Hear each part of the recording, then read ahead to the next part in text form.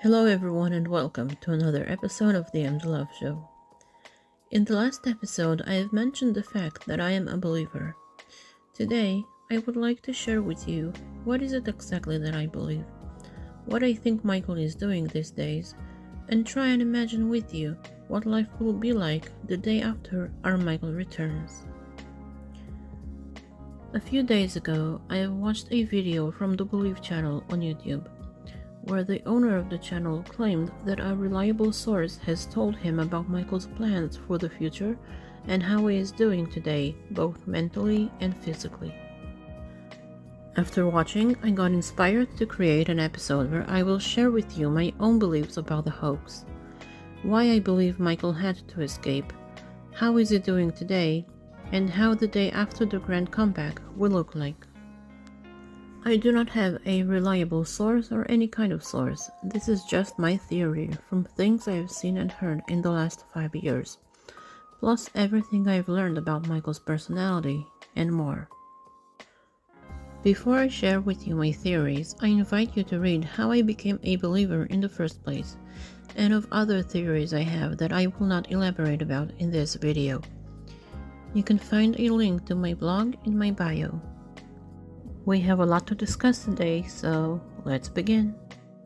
On June 25th, 14 years ago, the world was shocked to learn that the King of Pop has died in the midst of rehearsals for his comeback tour. At only 50 years old, and after he was seen gradually losing weight, looking tired and skinny, the world believed that the King of Pop had worked himself to death. That he had been working day and night for his grand comeback until his fragile body couldn't take it anymore. But what if I told you that this was all part of a plan? What if I will tell you that already in January of that year, on the cover of the Inquirer magazine, it was revealed to the world that the king is ill and has only 6 months to live. And as if that reporter has magic powers, on the 6th month of that year, the King of Pop had died. Now there are two questions we must ask ourselves. If Michael knew he is dying, what did he rehearse for? And why did he tell the world he is coming back to perform again?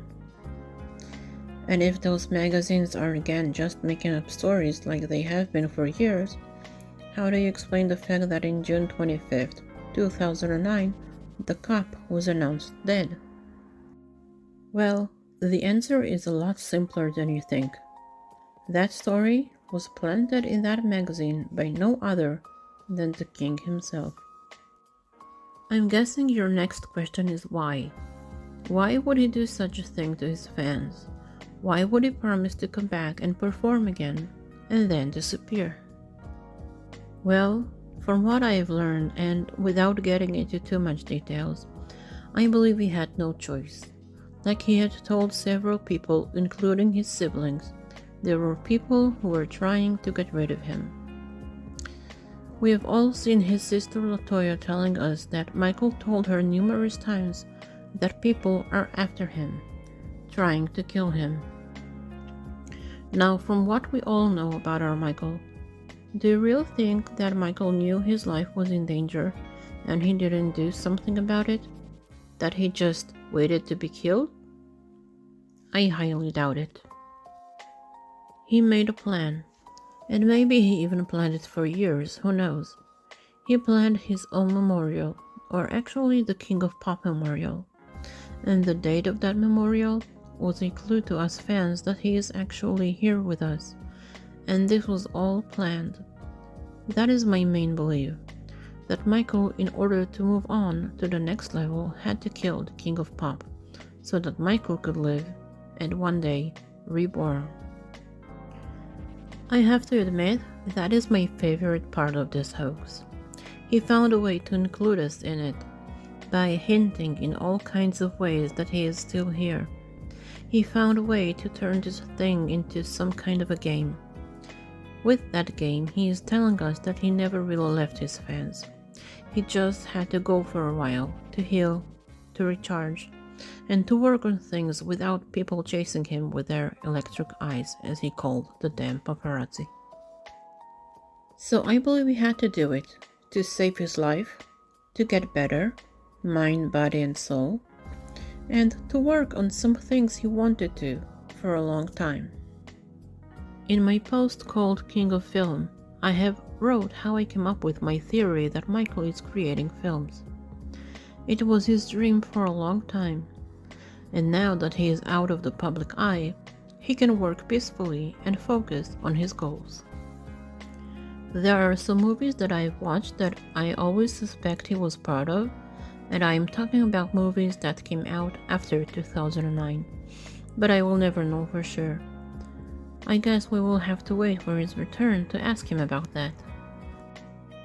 In that video I've watched from the Believe channel, the host was talking about Michael's physical health, and he said that Michael right now has a problem with his feet or one of them, and he is in pain. I have no way of knowing if that is true. However, that is something I can easily believe. We all know Michael is dealing with a few health challenges, and even though it was not mentioned to the public, I believe that our Michael has some form of arthritis, and that is a symptom of his skin condition. So it is highly possible that his bones are aching. I am praying for a speedy recovery and hoping that with time our Michael has learned to rest and let his body heal. You are not 18 anymore, Mr. Jackson. Work can wait. In the Believe channel, it was also said that Michael can be forgetful at times. He made it sound like it has something to do with his age, like Michael has a cognitive issue. Let me remind you people, Michael being Michael had always been forgetful. So I wouldn't worry about that, it sounds like the Michael we already know. He is well enough to come back if he wishes and to make his dreams come true, with the help of his loving fans. In the next episode, I will go back to the future and reveal my vision to how I see the day after our Michael returns. A few more details about what I believe he is doing now to prepare for the comeback, and some more of my theories to why he had to escape.